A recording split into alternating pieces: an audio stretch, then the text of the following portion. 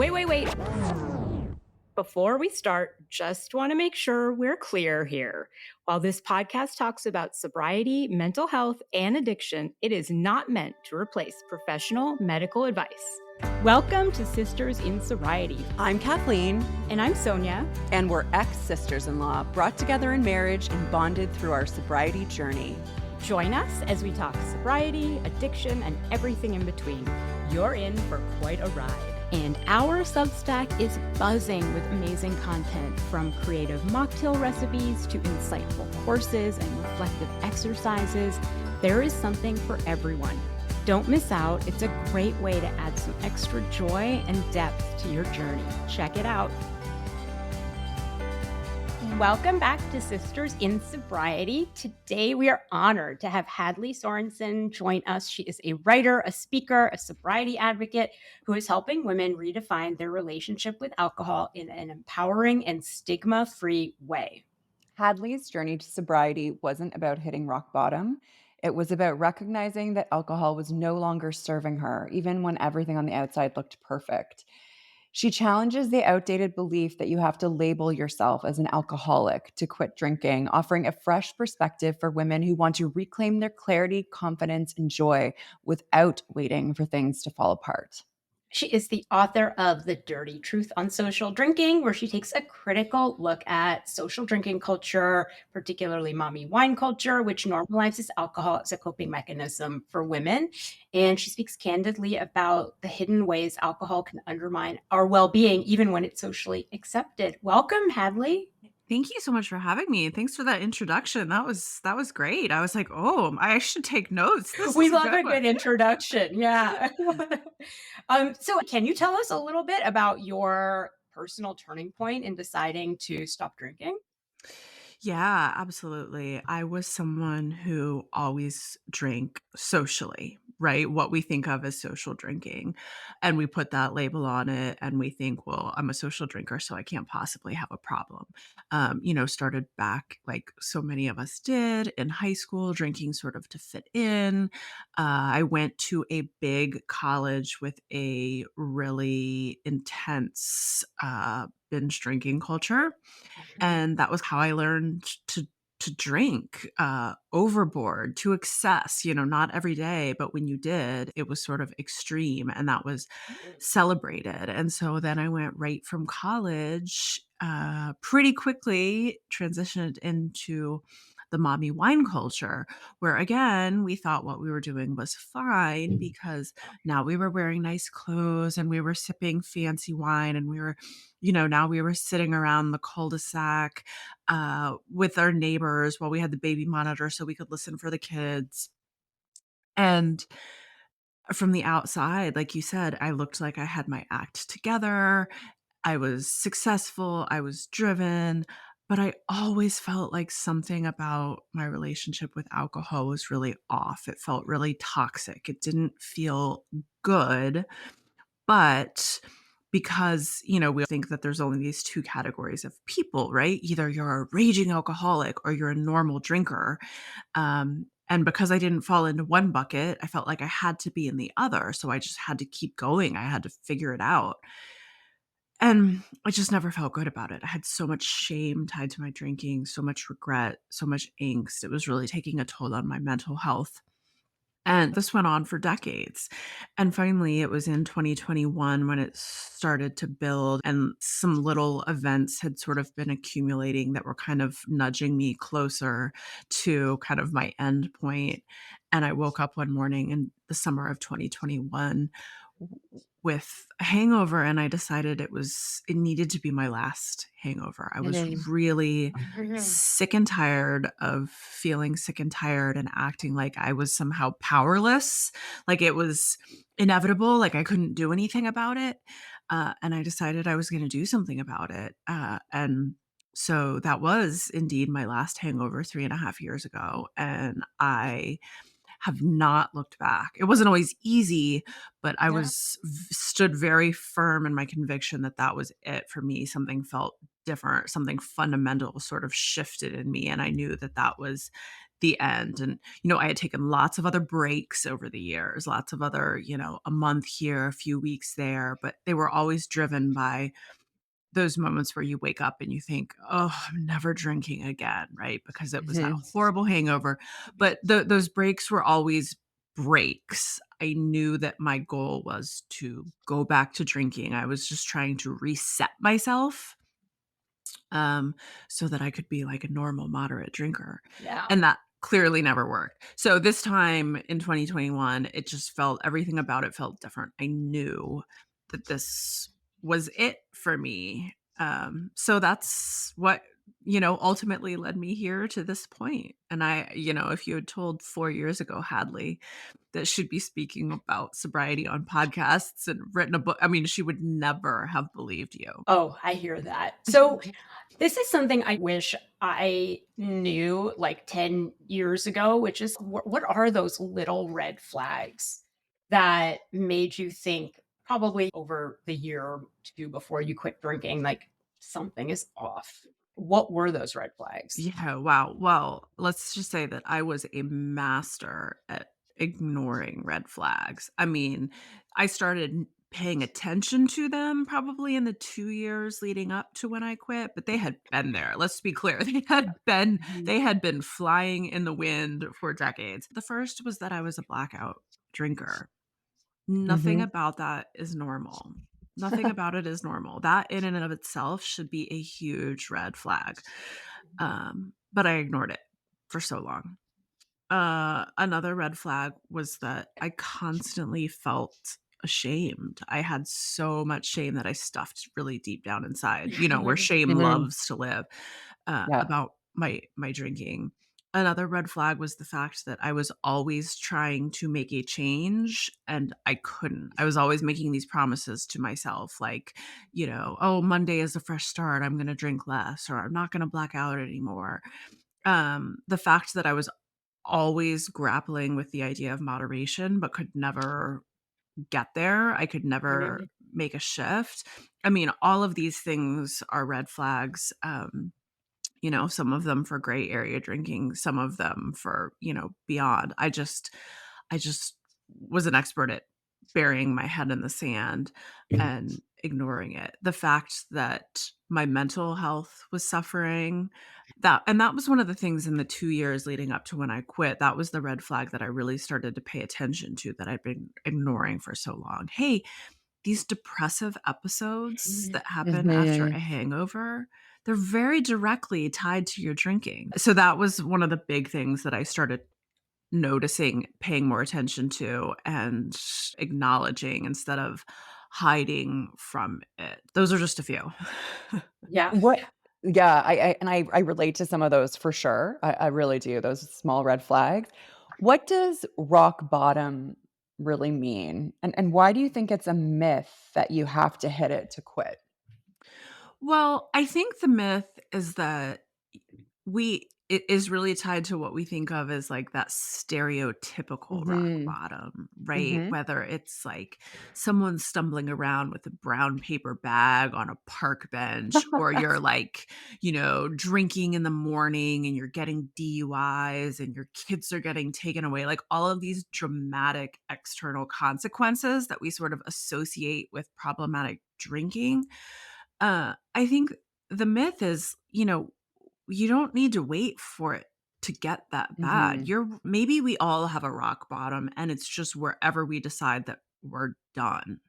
My Mhm. rock bottom didn't look anything like the stereotype. I didn't even drink every day. I certainly didn't drink in the morning. I still had these rules that I Mhm. wasn't like hiding alcohol around the house. No judgment if that's your story. I'm just saying we don't have to wait until we get to that point. Your rock bottom can just be, you know what, I'm tired of having hangovers. So this is where I get off the hamster wheel. Um, I think it's just wherever we decide to stop and we've had enough. Mhm. Mhm. Yeah, Mhm. I totally agree. Yeah, I totally agree too. I think I come across a lot of people in my therapy practice that they have that perception, well, my drinking isn't problematic because I haven't hit rock bottom. And it's interesting that term rock bottom, right? Like what does it mean? So I relate to Right. what you say. Both personally and then professionally, I relate to it.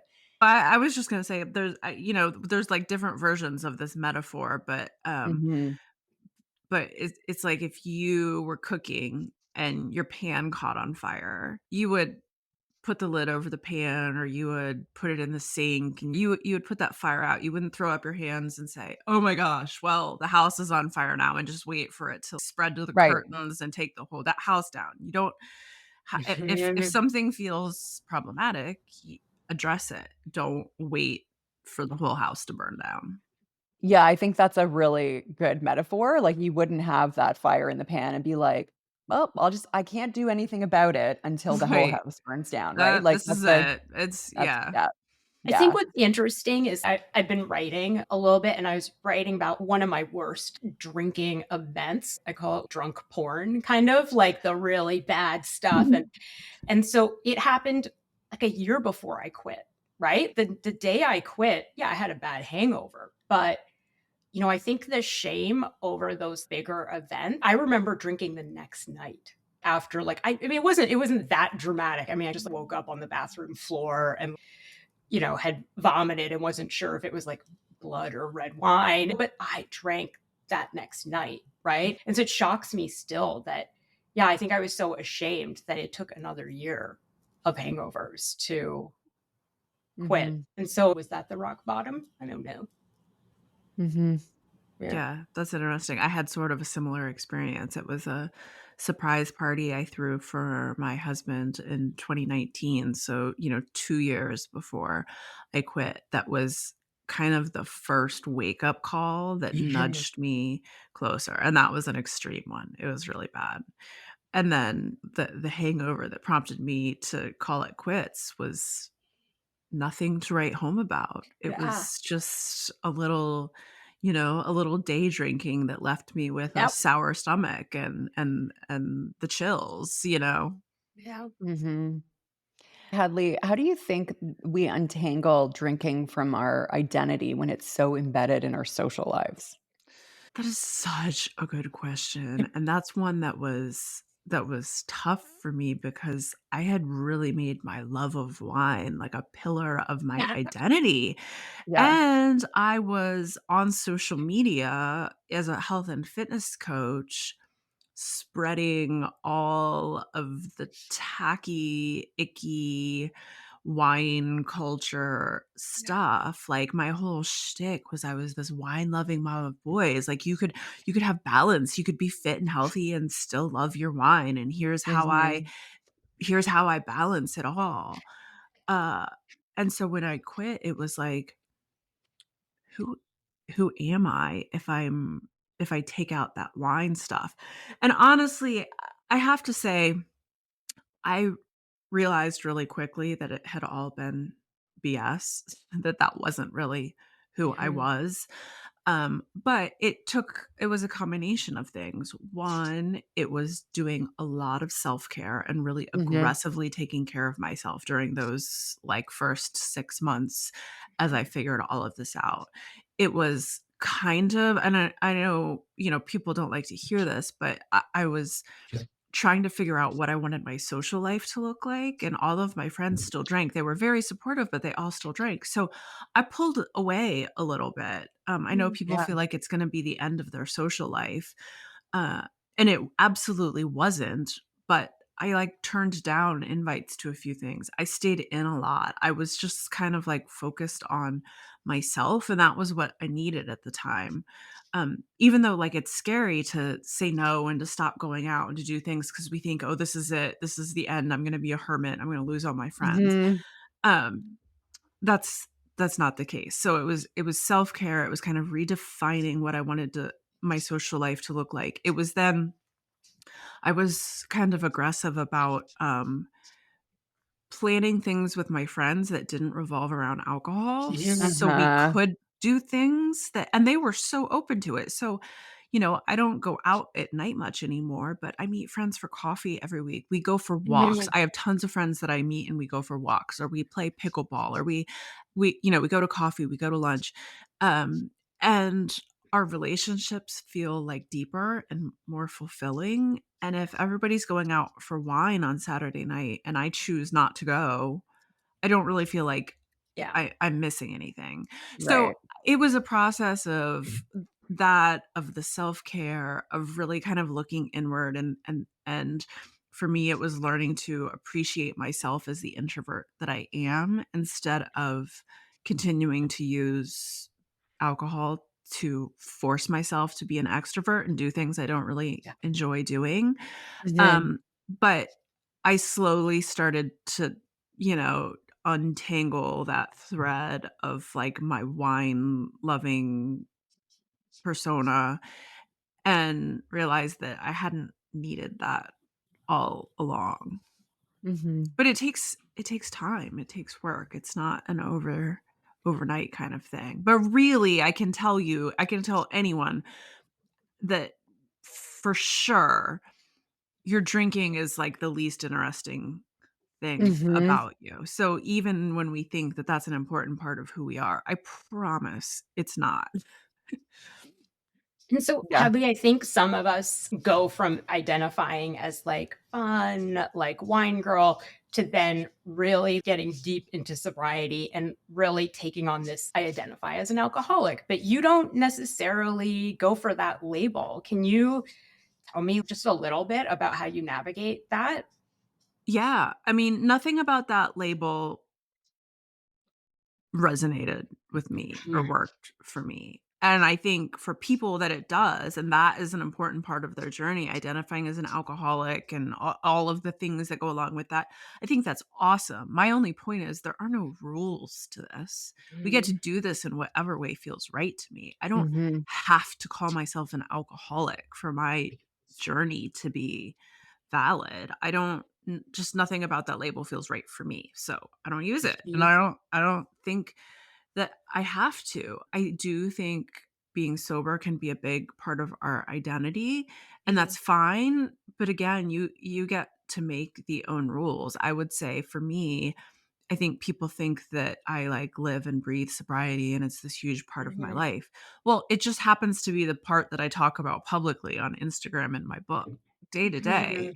It's not something that I really even think about anymore. And again, I qualify this. I was very much a gray area drinker, right? There are Mhm. people who need to work a program every day and really be it, again, alcohol use disorder is a spectrum. And depending on where you fell on that spectrum, the journey is going to look different for you. But we don't have to label ourselves or put ourselves into any certain category in order to be successful.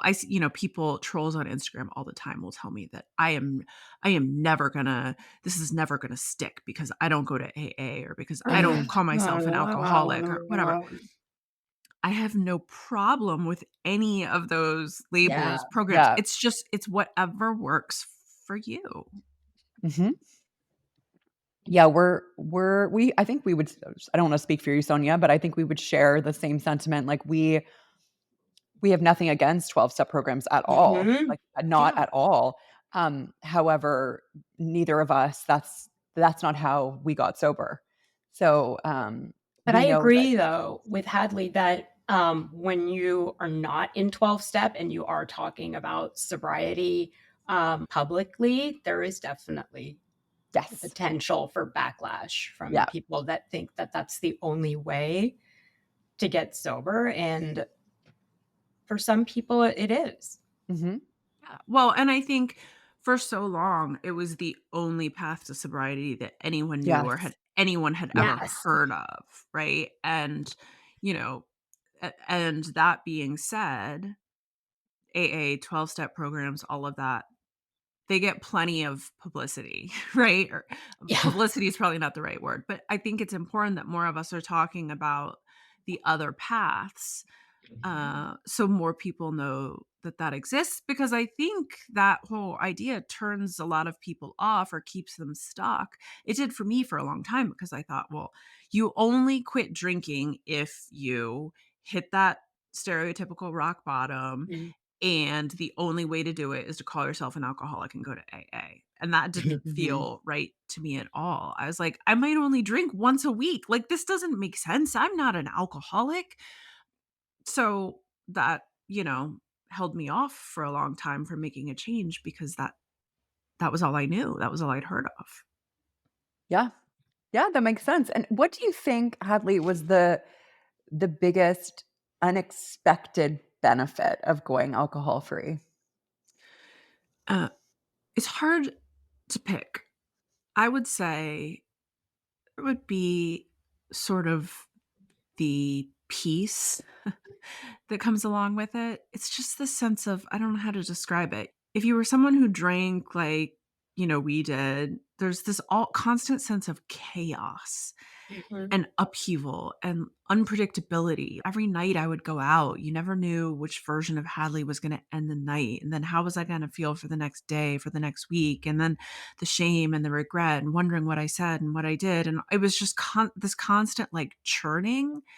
And when I removed all of that, it was like, just this sense of peace. That and the confidence, the new level of confidence that was so unexpected and I didn't even realize I had been missing. Just keeping those promises to myself, Mhm. living into that, like being the person that I knew I was meant to be instead of always fighting with, sort of what alcohol turned me into. And the two just didn't reconcile. And it just so much unexpected confidence grew out of the whole process. That was really sort of surprising. Mm, that's a good one. That's a Yeah, good one. that is a good one. Hadley, how can we reframe quitting as an act of self-care and not of deprivation? And I am still guilty some days of saying, I don't drink, I don't smoke, like somebody just let me eat sugar or whatever. I say it to Kathleen all the time. I'm just like, just give me my piece of cake. Okay. How Right. many things can I quit I doing at deserve this point? something. Yeah. Yes, and so to me that does say something, right? That I'm like just deep down suggesting it is an act of deprivation. Well, I think we're all kind of moving in the right direction in that regard in recognizing more publicly, there's been more focus recently on the fact that alcohol is a group 1 carcinogen that directly Mhm. causes 7 types of cancer at least.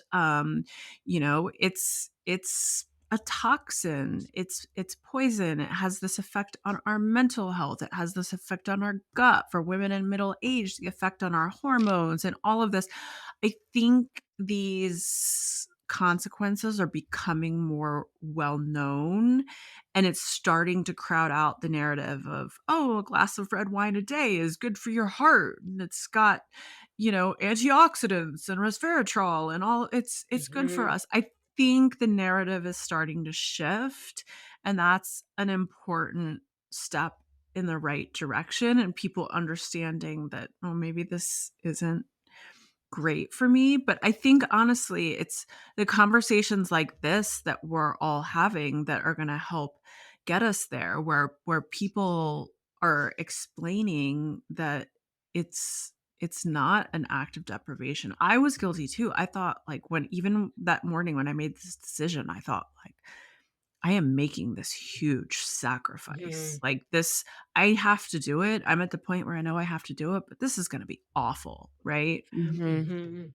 But I very quickly started to realize that it felt like the opposite of that. It felt like a gift. And I don't know how we get that message across, because if you had explained to Hadley 10 years ago, it's not a sacrifice. You're going to feel so good. It's going to be amazing. I would have rolled my eyes so hard they would have popped out of my head. mhm. I wouldn't have believed it, and a lot of people are in that place. So, I think we just have to keep sharing the message and hope that more people listen. Sober Instagram wasn't a thing 5 years ago that people paid attention to. There's more and more quit lit books out there where people like me are telling the story from the gray area instead of just kind of the rock bottom zone. So, I think all of these things are slowly nudging us in the right direction where people are gonna start realizing that maybe alcohol's not doing all the favors we think it is. Mhm. Well, my next question was gonna be about what is something you wish more women knew about quitting drinking? And maybe you just answered it about the about how amazing it does feel, and that the sacrifice, it doesn't seem like so much of a sacrifice after. But is there anything else that you wish women knew Yeah, before quitting drinking? yeah, I wish more women knew and understood. I mean, it's all kind of connected, right? But just this idea that gets perpetuated, especially through social media now, that drinking is a form of self-care. Mhm. Mm, Um, and it's it's absolutely the opposite of that, right? So again, this is all connected, but that's just a message that we hear constantly. Like, you deserve a glass of wine. And it ties into that whole mommy wine culture thing. Being a mom is so Mhm. hard. You deserve this. Take a load off. Uh but it's hurting us. It's not helping us. yeah. It's not self-care. It's self-harm, but nobody wants to hear that when they're in the moment and they're reaching for that glass of wine at the end of a long day with little kids. Mhm. Mhm. Yeah, absolutely, absolutely. What inspired you to write the dirty truth on social drinking? Well, I early on in my journey, I read a ton of Quit Lit books. Like, I devoured them. I'm a big reader anyway, so it was like I put my mind on something and this was something tangible I could do. I could read all of these books, and they were amazing. They were a huge part of my journey. They were so inspiring, but at the time, most of them were those kind of rock bottom kind of cautionary tales. I couldn't really relate. I couldn't see myself in their stories, Mhm. because I wasn't, like, on the verge of having my kids taken away. I wasn't getting Mhm, DUIs, mhm. and again, they're such important stories, and they still helped me tremendously. But I kept thinking, "Well, there's nobody like me that's telling this story from the sort of gray area where I was Yeah. considered a social drinker. Everything about my drinking seemed normal. It shouldn't have, but it did. It seemed normal. I was drinking the same way everyone around me was drinking in my social circle. And I was always a writer, and I had been sharing little bits and pieces of the journey on social media. And so many people were saying, "Oh my gosh, me too, me too." And I thought, well, maybe I can tell the story from a different angle. So I just dove in, and it was a wild ride, but so much Was it? fun. Yeah. I think that those books that you're talking about, I did the same thing. I read a ton of Quit Lit. I think for gray area drinkers, they're great to show you like what could happen. It imparts a little bit of fear, but you're right. It's hard to relate to when you're not waking up and, craving a drink before work, or agree, like you're not driving drunk. And so, yeah, I think we need more books like yours. And so I was actually curious what you think, but about, we talked a little bit about social media, but what role do you think marketing plays in normalizing excessive drinking? Oh, it's huge, right? The Mhm. the big alcohol machine is massive. It's where we were with tobacco. Well, I don't know, maybe even bigger. I don't know in terms of like the amount of money thrown behind it and all of that and how that would compare back when big tobacco was kind of front and center. Um, but you look at here in the US, like the Super Bowl ads, and Mhm. I'm watching with my kids. I have teenage boys and we talk about this a ton, obviously, but I'm watching these beer ads, and it's like it's just pushed on us so hard. You go through the grocery store, and our grocery stores that sell beer and wine, it varies by state in terms of what the laws are around where you can sell alcohol, but in Virginia, where I am, beer and alcohol or beer and wine are sold at the grocery store. Um, it's like a quarter of the grocery store is these Yeah. huge aisles dedicated to alcohol. It's insane.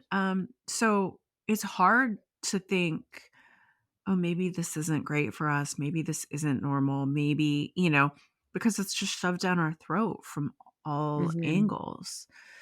You got the direct marketing, but then you've got the way it's portrayed in Mhm. shows, Mm. and, my generation grew up thinking that being a successful woman was synonymous with sipping cosmopolitans Mhm. Yeah, in New York City because of Sex and the City. Like, that was yeah. what I grew up on.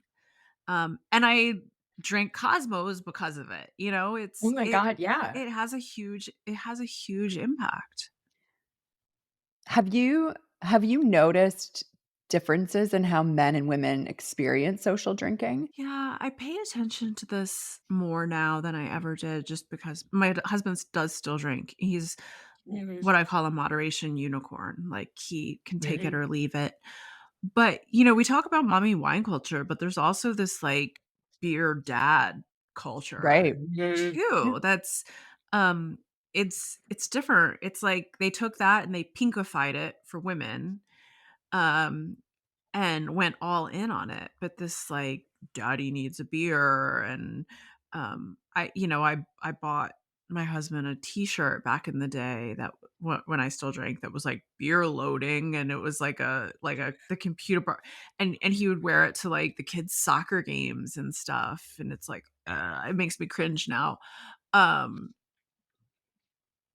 so, I mean, I think there's obviously subtle differences, but I think we've been paying more attention the way it's been marketed towards women because that was more of a recent shift. Mhm. Mhm. But you see the whole like the way if you watch shows like Yellowstone, or it's like the men drink whiskey, and Yeah. there's this whole like it's always whiskey in shows, and Mhm. um but yeah, so it's also pushed hard, but it's just kind of marketed, differently, and I don't know, it's interesting to pay attention to. I'm so happy you brought up, that your husband still drinks because that is the next topic we wanted to talk about. And so, Yeah. what was his reaction when you first told him you were not gonna drink anymore, or did you even tell him to begin with? Yeah, he was a little bit surprised only because no one in my life knew that I struggled with this. I kept it so private, and again, because my drinking looked normal from the outside, Mhm. it wasn't like people were like, "Ooh, Hadley has a problem. She really needs to cut back." Uh, I was so ashamed of it, uh, that Mhm. I kept it inside. Of course, there were little issues like, "Oh, please don't black out tonight," or the conversations that married couples have, like, "Let can we take it easy tonight? Like, we've got stuff tomorrow." So he was surprised. I don't think I said right away when I that morning when I woke up and said I was done, I kind of sat on that for a while. I didn't talk about it out loud. I did I did establish an alibi. I said I was doing 75 hard, that's Yeah. and and I was really only doing it for the no alcohol piece. Like, I had a reason to check that box, and I had a reason to tell people that I wasn't drinking, and I felt like I sort of needed that in the beginning. So it was like a week or 2 before I started saying things like, "I think I'm I think I'm done." And I know people say we don't talk about forever. You don't have to say you're done drinking forever and just worry about the next day. But I knew that in my heart that this was it for Mhm. me. But I was just afraid to say that because I had all those scary thoughts like, what if he doesn't believe me? Or what if I fail and then I look stupid? Or that kind of stuff. So I very slowly started opening up about how I'd been feeling and how my drinking made me feel and why I was done. And he was kind of shocked, like, "And I can't believe you didn't tell me this. You've been Mhm. feeling this way? Like, I can't believe I didn't know." But he was incredibly supportive and has been ever since. That is good. That is good that he was supportive. That's really Yeah. good. Yeah, of Yeah. course. Because it seems like common sense, but But it's not. it's not It's not always yeah. commonplace. Yeah. It's not always commonplace. What do you think some of the biggest challenges what are some of the biggest challenges that couples face when one partner quits drinking? Well, I think, there were definitely still challenges, and part of it was because drinking had been our thing. Mhm. Like, Mhm. we live in Virginia wine country. That's what people do for everything is we go to wineries. For it's somebody's birthday, you rent a limo, you do a winery tour, um and just drinking was always, let's go have a glass of wine, or let's open a bottle tonight after the kids go to bed, or let's go get drinks. So all of a sudden it's like, wait, how does this work? And you have to sort of Mhm. reestablish those habits and patterns. And that takes time, but it also takes a lot of communication, just like with most things in relationships. And I think people struggle with that. And it's setting boundaries, right? That was important for me. That was something I had to figure out. Like, Mhm. if you want to, I didn't feel like I can't have any alcohol in the house. It all has to be gone, and Mhm. you can't drink in front of me. If I had said those things, I feel Mhm. confident that he would have supported me, but I didn't feel that way. But I did say, "Please just don't drink red wine," because Mhm. Yes.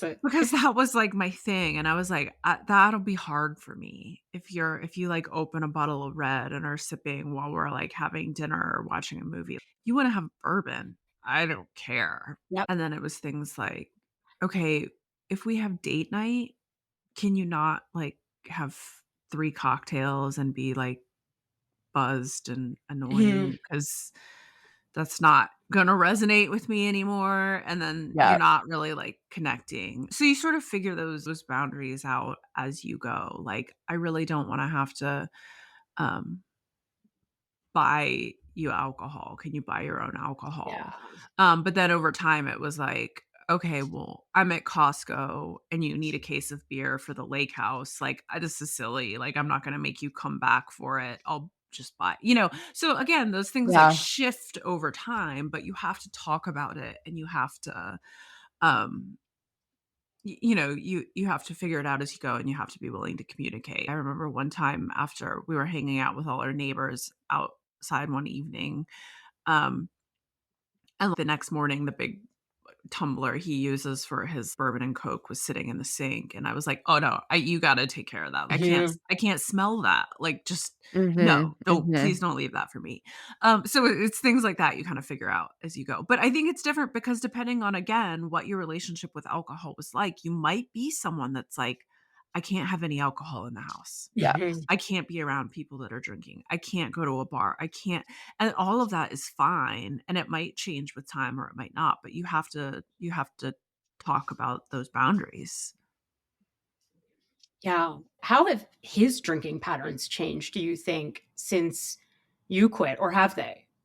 Um, I was thinking about this recently, and I think he's always been a very moderate, take it or leave it drinker, but I think he drinks less because I think a lot of times I was the instigator. You Mhm. know, it was like Yeah. Friday night, "Well, let's open a bottle of wine, let's have a drink, let's." Yeah. And now that I'm not, it's just I think it's not as appealing for him, or where we would go out to dinner and we would order a bottle of wine and we would finish it. Now he might order one cocktail and that's it. So I think it's naturally sort of shifted. But I know that's kind of unique to our scenario because he was so moderate to begin with. I hear from lots of women who that's not the case. Their husbands are heavy drinkers and they really struggle with that. So I know it can be a really tough challenge. Mhm. Kathleen, what Yeah. do you, as a couples therapist, Yeah, I'd be what do you interested. yeah, I'm curious what you think about it. I think it really depends on well, so, to back up, I'm like, "How do I wanna answer this?"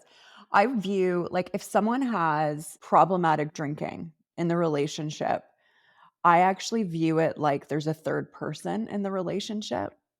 Mm, So, it's that impactful. It can be that impactful, and I'm yeah. not talking about, like, brown bag, like, DUI, although that can be, but I'm just talking about if someone is going to drink for comfort and they're not reaching out to their spouse, they're reaching out to a bottle, it's like there's a third person in the marriage.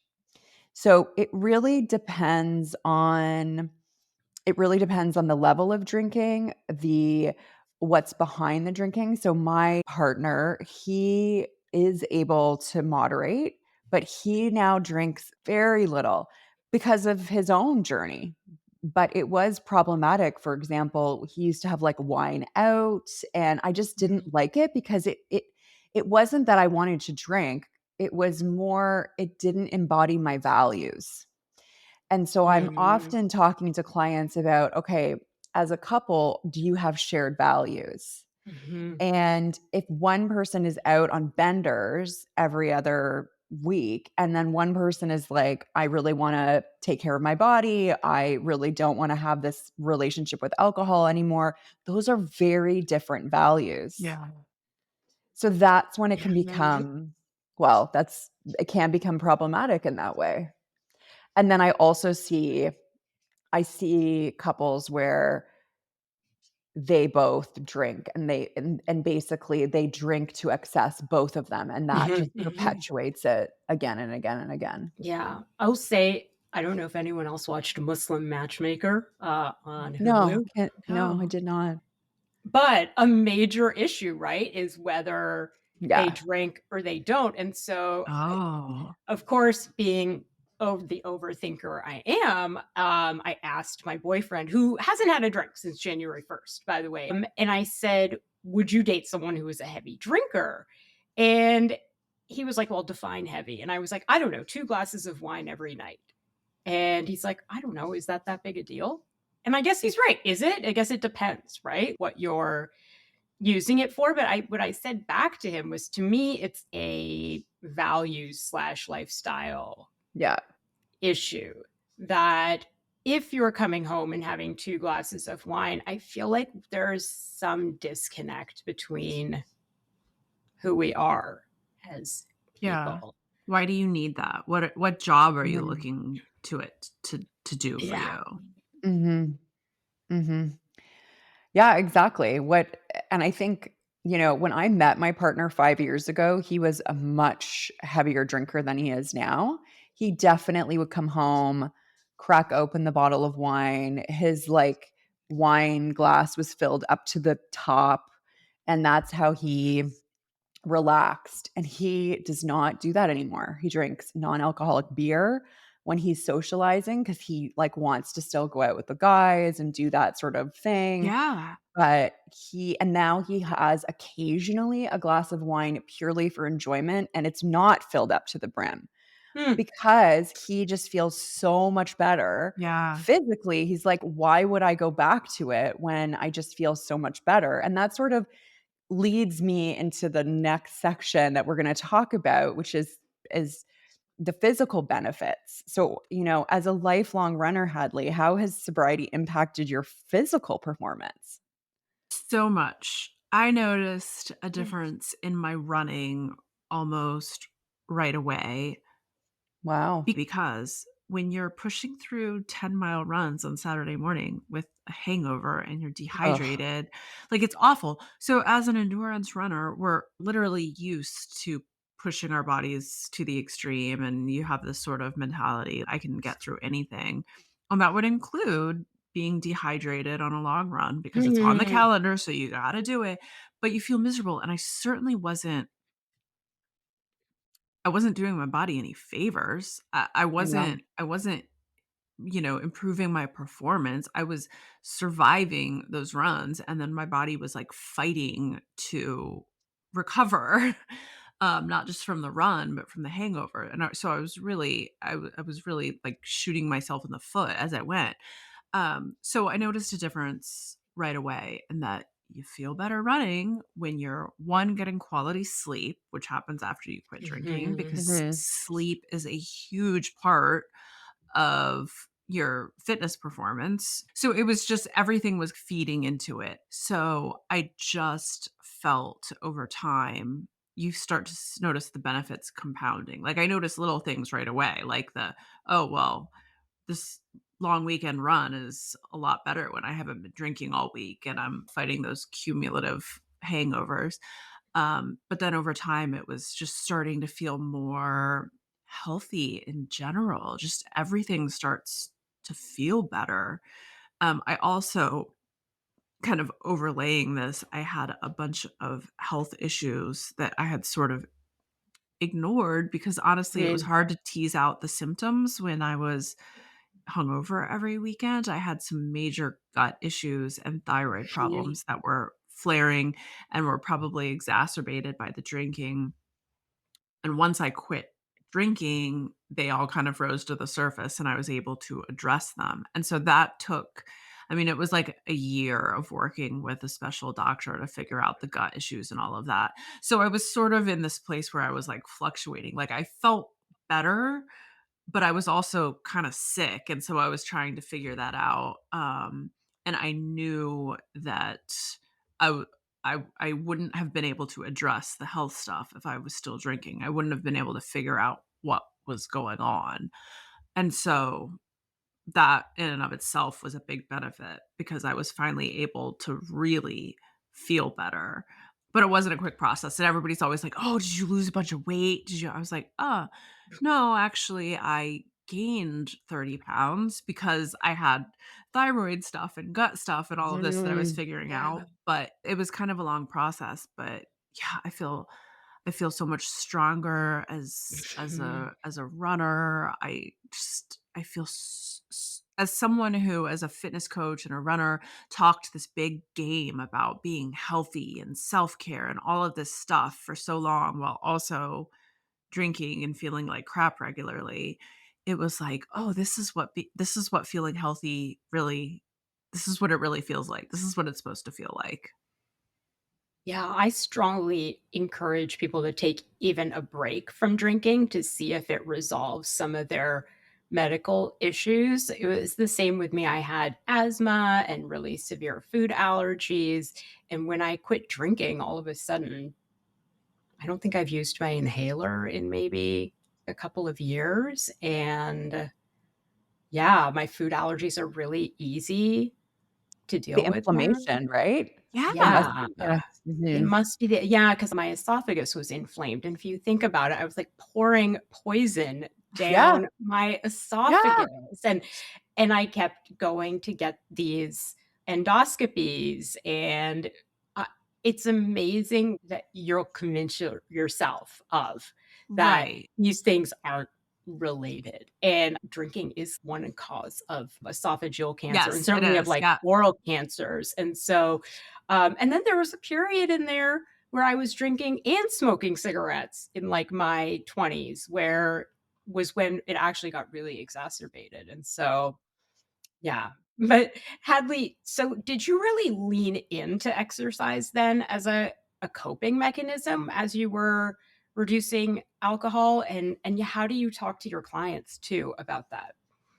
I d I did lean into exercise. It was an important part of my sort of self-care routine. I would say it didn't look that different from the outside because I'd always been a runner. I'd always been really into fitness.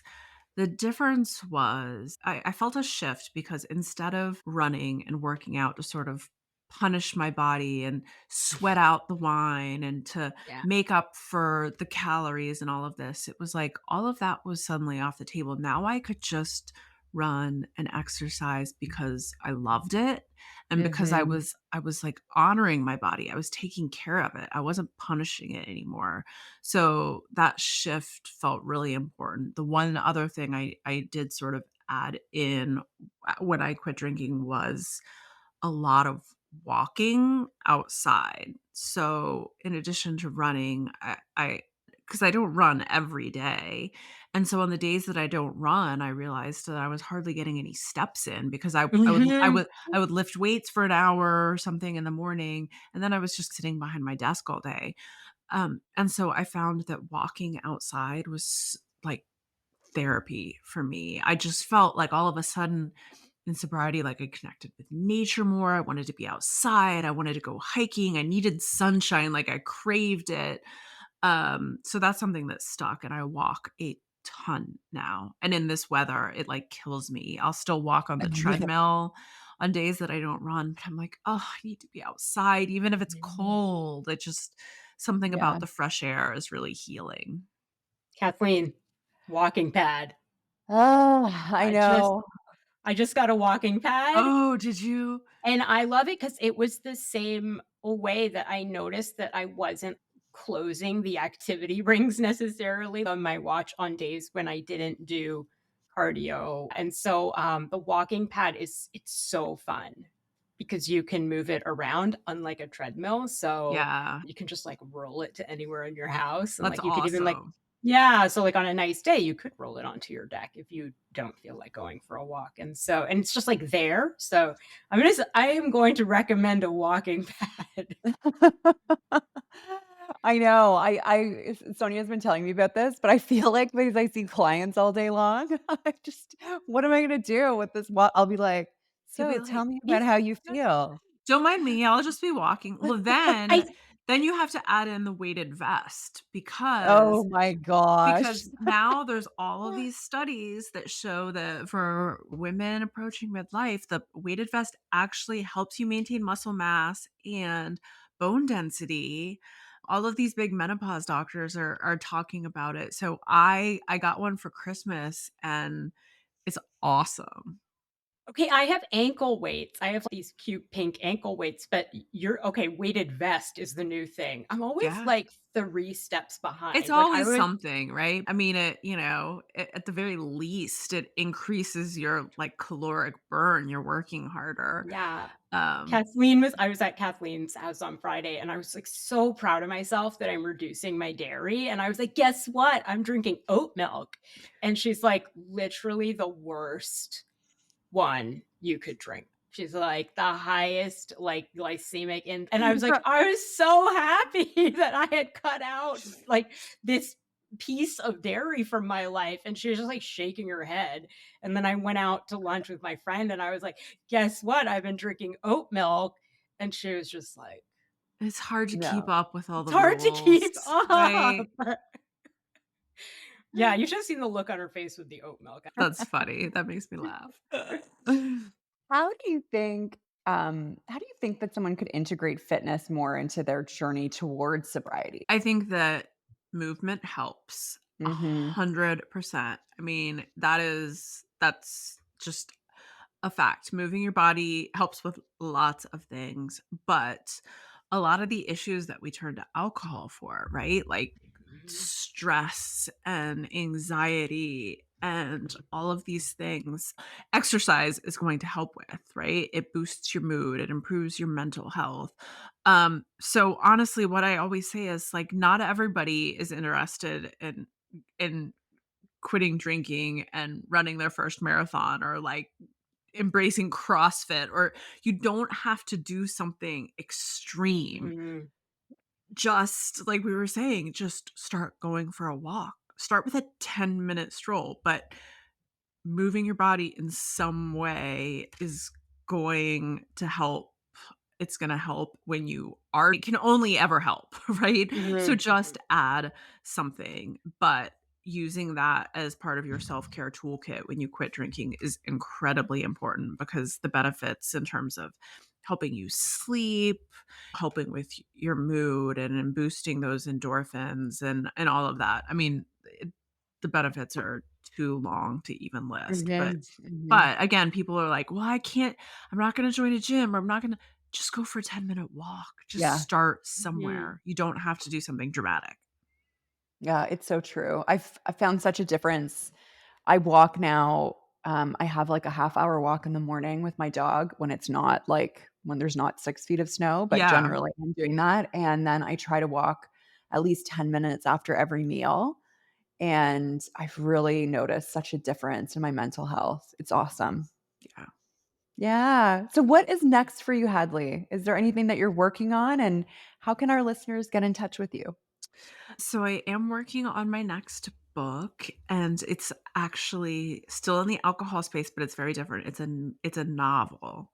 So it's Oh. fiction, but it's about a group of women who are all connected and they all have very different relationships with alcohol. So it looks at the Mhm. different places we can fall on that alcohol use disorder Mhm. spectrum. So That is what is coming next. If you wanna get in touch with me, I Instagram is where I spend most of my time online. I love my little sobriety community out there. My DMs are always open. I'm always happy to chat. I spend a lot of time out there. So it's just at Hadley_Sorenson. My website is hadleysorenson.com, and you can find my book on Amazon, The Dirty Truth on Social Drinking. Wonderful. Well, thank you so much for joining us to Thanks for Hadley. having Thank me. This you. was a great conversation. It was fun. And thank you all for listening to Sisters in Sobriety, and we will see you next week.